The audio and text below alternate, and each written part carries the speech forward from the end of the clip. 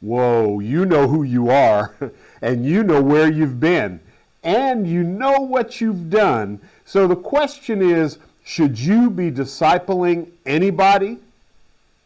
If you're a committed follower of Jesus Christ, the answer is yes. And I'll explain why from John chapter 1.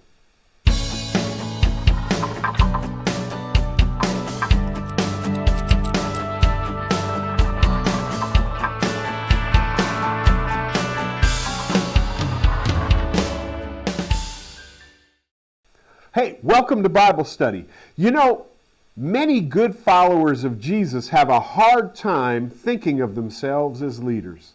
Why? Because they have a sense of integrity. Yeah, they have integrity because with that comes a little bit of humility.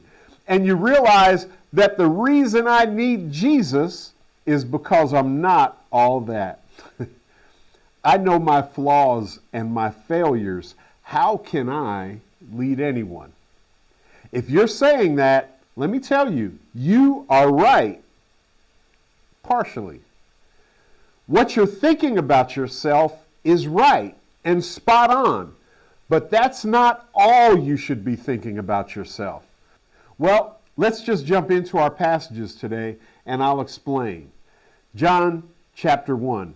If you were with us last time and you accepted your homework assignment, meaning you read John chapter 1 multiple times this past week, so you should know what's in John chapter 1. Now, you may not understand everything, but you know what's in that chapter. It's becoming part of your thinking. There were probably multiple times this week when you were walking, watching TV, driving, or talking to someone, and a verse from John chapter 1 popped into your mind. I want you to know that if that happened, God is up to something. In the first few verses of the Gospel of John, this uneducated fisherman gave us a clear declaration that Jesus wasn't just some great teacher, but that he was actually God. And we learned that life is in him. Meanwhile, the only way to obtain, possess, receive real spiritual life is in and through Jesus. You know, here's the great thing about the Bible, and particularly the Gospel of John. It wasn't written just so that we could know things about Jesus. John says this, but these are written that you may believe that Jesus is the Christ, the Son of God, and that believing you may have life in his name. You know, information is great. We should all know things about the Bible, about God, and about Jesus. But those things should lead us to a belief. And belief should lead us to the way we live. You know, don't let anyone fool you. There is a spiritual truth. And when you get a hold of it, or should I say, when it gets a hold of you, God begins to change your life. You start to feel differently. You start to think differently. You start to act differently. And you even respond differently. Why? Because you are different. Something has changed. What was dead is now alive. And you know it on the inside. And you begin to change from the inside out. For some, noticeable changes come right away. They come immediately. For others, it takes a little time of growing and you begin to see those changes. In John chapter 1, we see a guy named John the Baptist. Now remember, we said this last week, John the Baptist is not the writer of John. There's John the Baptist, and then there's also John the Beloved, or John the Disciple, and that's the one who wrote this book. But John the Baptist was announcing the arrival of the Messiah and calling people to turn towards God. Well, John the Baptist had followers. He had disciples. And one of them we believe to be John. Yeah, the disciple John. So John the Baptist had a disciple named John, who was the writer of this book. At least that's what we think because of the way things are written. But let's pick it up in verse 35. John chapter 1, verse 35. Again, the next day, John stood with two of his disciples. And looking at Jesus as he walked, he said, "Behold, the Lamb of God." The two disciples heard him speak, and they followed Jesus. You know, I want to stop right there for just a second and point out a few things. First, to be clear, again, so there's no confusion, verse 35, when it talks about John, it was talking about John the Baptist. But notice what verse 37 says. The two disciples heard him speak, and they followed Jesus. They heard who speak? John the Baptist. They heard what John the Baptist said about Jesus. And what was the result? It wasn't more, bigger, and better John the Baptist followers. His words encouraged them to become Jesus followers. A real Jesus follower helps other people to follow Jesus. They aren't gathering followers for themselves.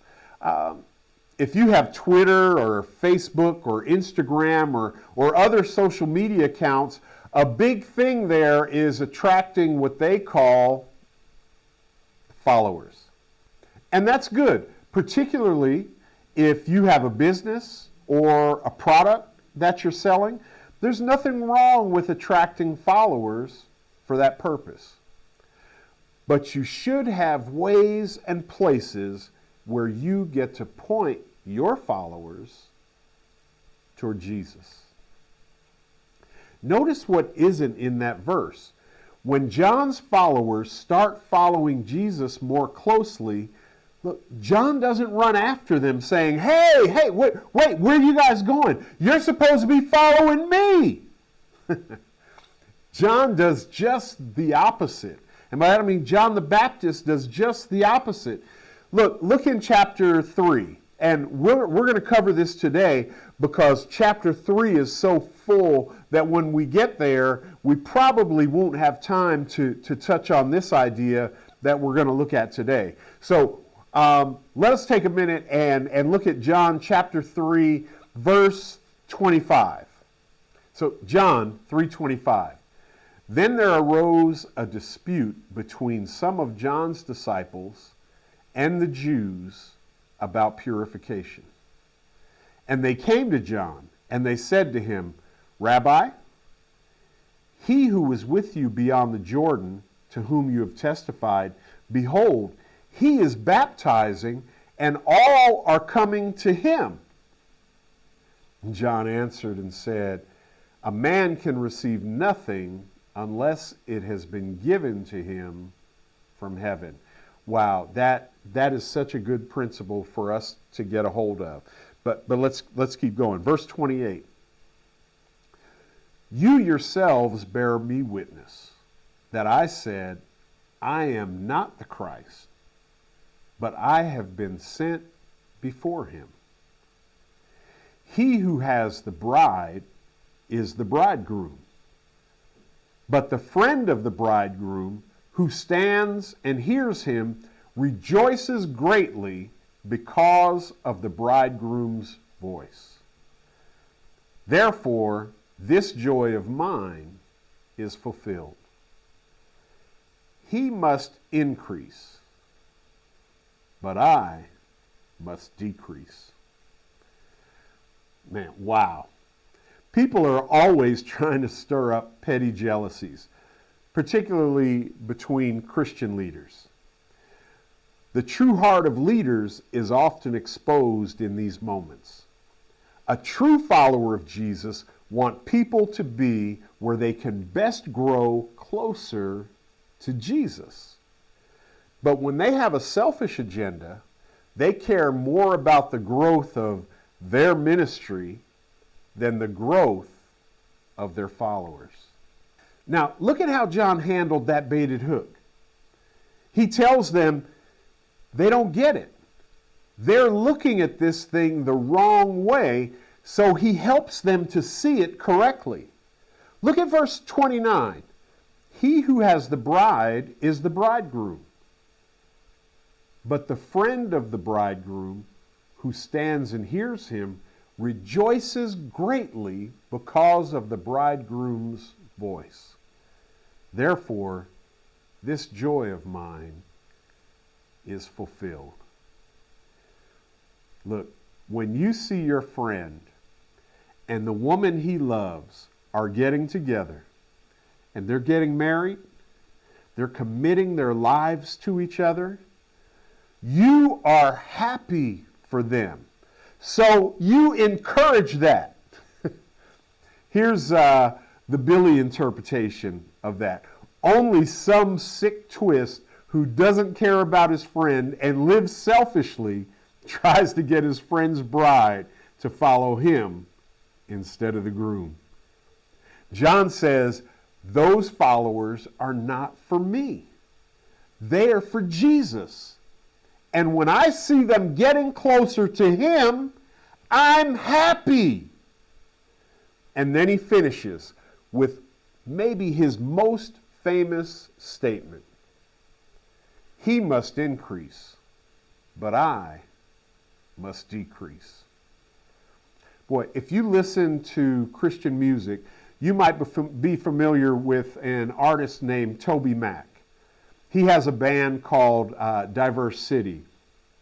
Notice it's really diverse and then city, but you know, if you put those together, it's diversity, right? That's pretty cool. But he's a really big Christian music star. He sells out venues all over the country. And several years ago, he put out a song that I just love. It's called Steal My Show. Yeah. Even if it's not your favorite style of music, it's worth taking a moment to listen to it. It's probably a 2 or 3 minute song. It's really worth listening to. You could find it on YouTube or any of the music streaming services. But listen to this. Here's some of the lyrics. Another cold night, another late flight. It's almost showtime, and diverse cities waiting on me. We got a packed house. The crowd is calling out. They want the beat to drop, but what we really need is you. If you want to steal my show, I'll sit back and watch you go. If you got something to say, go on and take it away. Need you to steal my show. Can't wait to watch you go. So take it away. So now the crowd is hyped that you showed up tonight, anticipating, craving something more than smoking lights. So I'll step out the way. I'll give you center stage. All right, spotlight, give them what they came for. Boy, that was the heart of John the Baptist. It's like, look, these people came here to see me, but what they really need is you, and that's what I want them to have. As a believer in Jesus, that should be our prayer in everything. In our ministry, in our job, in our relationships. I must decrease and he must increase. Look, I want all of you to like me. I want you to enjoy this Bible study, this teaching. But more than that, I want you to get to know Jesus for yourself in a real, personal, and meaningful way. Wow, we're just getting started and it's almost time to stop. Look, now you see why getting through John is going to be such a tough job for us. But I pray that God's speaking to us in this process. Let's get to verse 37. The 2 disciples heard him speak, and they followed Jesus. So they heard what John said about Jesus, and look, they just turned away from John and started following Jesus. Then Jesus turned, and seeing them following, said to them, "What do you seek?" They said to him, "Rabbi," which is to say when translated, "Teacher, where are you staying?" And he said to them, "Come and see." And they came and saw where he was staying and remained with him that day. Now it was about the 10th hour. Man, this is such a great picture. I hope you can see it in your mind that John is hanging out with some of his guys and Jesus walks by and John goes, "Hey, look, there he is. That's the guy who's going to be the sacrifice for everyone." Now, remember, he's talking to Jewish people. They all know what Lamb of God means.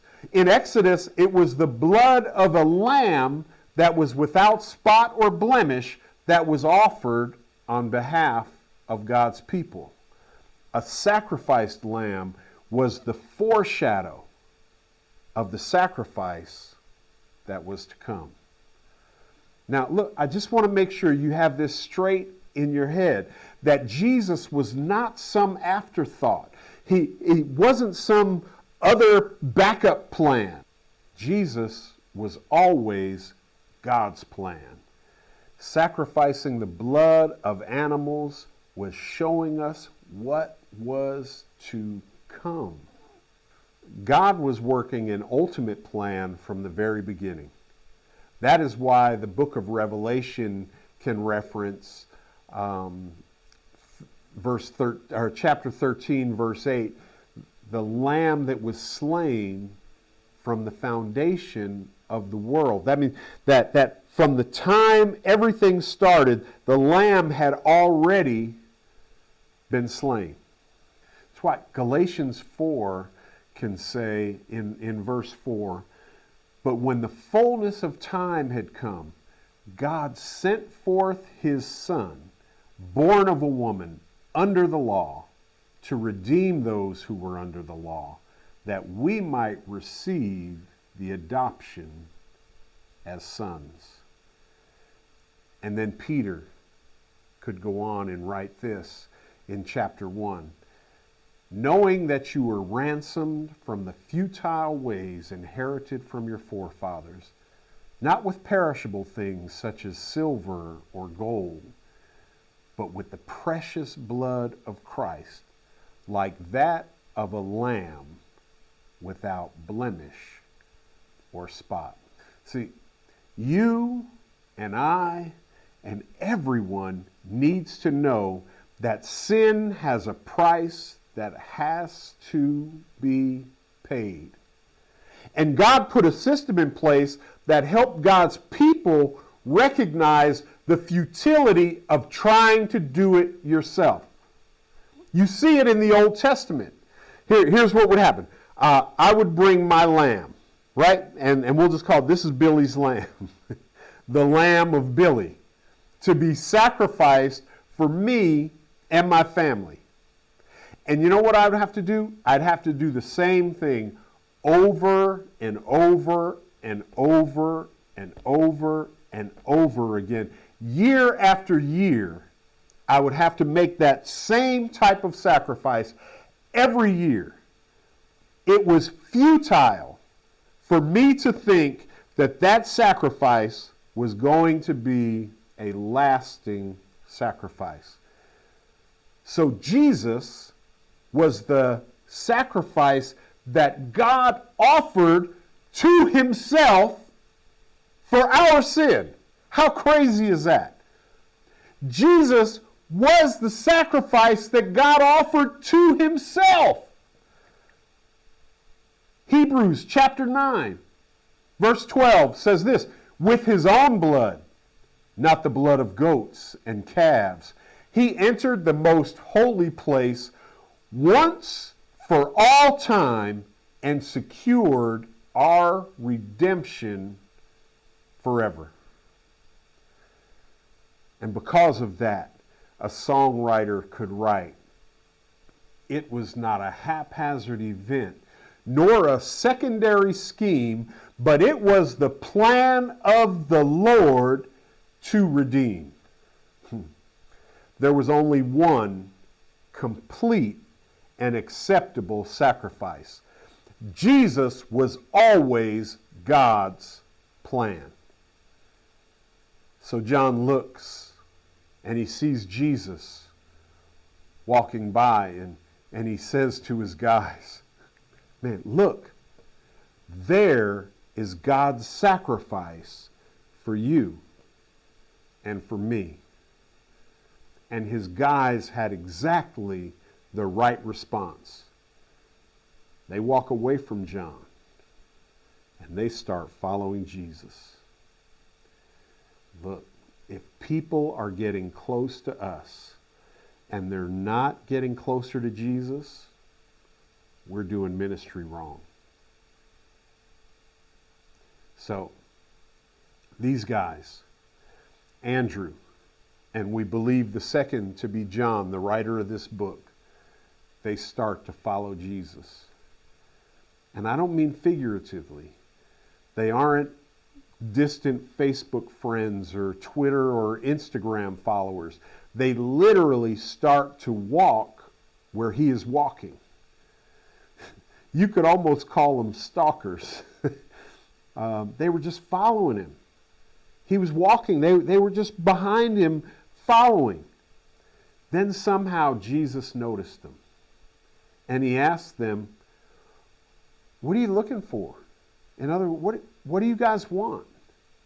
And they said, teacher, where are you staying? Let me tell you something. If you want to know a person, go home with them.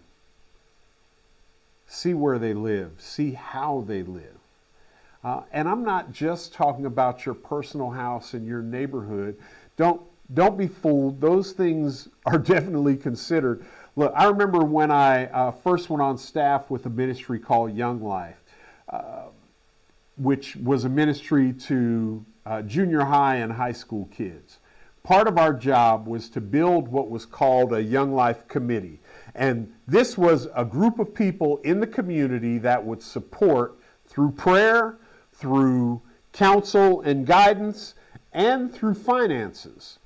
And we would have to meet with this Young Life Committee once a month and talk about what the ministry was doing.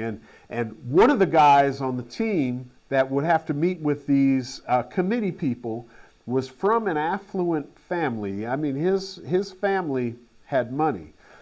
He was just a college kid like me, but his father had just bought him a brand new convertible BMW.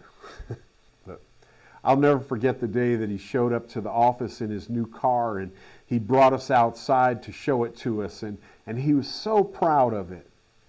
And us other young guys, we were a little envious because we were all driving buckets. None of our families had any money. Our parents couldn't buy us a car, let alone a brand new BMW. And although we were a little envious, we were happy for him. Then Dave, who was the area director, actually our boss, said, hey, I think you should go and show great gratitude, thanks, appreciation for your father for giving you such a wonderful gift. And I want you to pray about this. Consider asking him if it would be okay if he got you something a little less expensive and flashy. And all of us were like, what? God doesn't want him to have a BMW? And Dave said something like this. He said, it's not that. I don't think God necessarily minds him having a BMW. But here's the deal. Each week we're approaching middle and working class families. We're going to tell them that what we're doing with kids is so important that along with the tithes and offerings that they give to their church that they're a part of, they should consider living sacrificially in a way that allows them to give generously to support our work with these kids. That's a tough pitch to make believable when they're giving to support a program that includes your salary and you pull up in an expensive luxury car. You see, how we live clearly speaks to what we believe, where our priorities are, what our values are, and what we consider to be important. So those of John the Baptist's disciples, they turned and they asked Jesus, where are you staying? Were they trying to check him out? I don't know. But they wanted to see his life. And Jesus answers and says to them, come and see. Right there. That's it. If you don't get anything else today, I hope you get that. Jesus just gave us the best and most effective model for discipleship. Come and see. Do you see that? He didn't start preaching to them. He didn't start laying out a list of do's and don'ts. He didn't start a class. He invited them into his life. That right there is a great invitation to discipleship. Now, often people will invite you to their house, and sometimes it's because they want you to see what they have. Jesus invited them so that they could see how he lived. Do you get that? Look, and in the culture we live in, it's really common. We have nice cars, and we have nice houses, and we have nice yards, and we have all kinds of stuff. And so we'll invite people over so that they can see what we have. But Jesus wants us to invite people over so that they can see how we live. You know, our introduction asked if you should be discipling anybody. Here's the answer. If you love Jesus and are committed to him, you can just invite people into your life and let them see how you live. And your life doesn't have to be perfect. It just has to be committed to him. Your house is a great place for that to happen. They get to see the interaction between you and your husband or your wife or even your roommates or whoever it is that you live with. They get to see you figuring out this faith walk and the things that you're learning.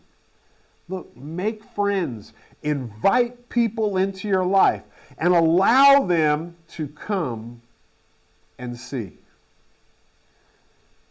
Let them see you fail, and then let them see you get back up. Let them see you blow it, and hopefully they'll see you humble yourself and apologize. See, you have something to give, and you have something to share. You have something that people should come and see. That's it for this week. Just like last week, we have some homework. John chapter 2 is only 25 verses. That's half of what John chapter 1 was. So let's read John chapter 2 every day this week, just those 25 verses. It's literally just 5 to 10 minutes of reading.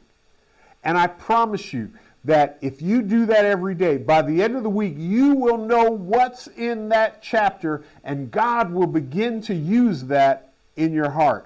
And if you begin to invite people into your life for them to come and see what God is doing, He'll use those verses in the way that you become someone who disciples others for the Lord Jesus. Man, God bless you. Have a great week.